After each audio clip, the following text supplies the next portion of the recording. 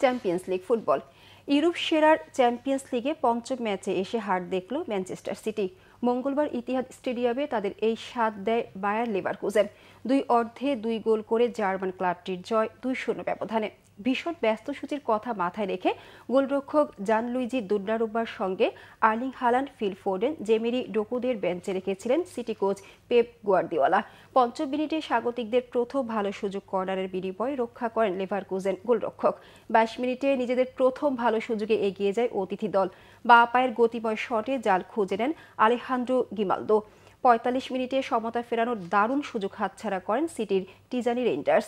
3টি পরিবর্তন এনে দ্বিতীয়ার্ধে ঘুরে দাঁড়ানোর চেষ্টা করেন সিটি কোচ, তবে তাকে হতাশ করে 54 মিনিটে ব্যবধান বাড়িয়ে নেন জার্মান ক্লাবটির পাত্রিক শিক।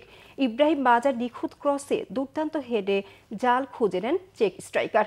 65 মিনিটে হায়ান শেরকি ও হালান্ড বদলি নামলে আক্রমণ বাড়ে স্বাগতিকদের। সুযোগও আসে বেশ কিছু, কিন্তু লেভারকুজেন রক্ষণের প্রতিরোধ ভাঙা যায়নি।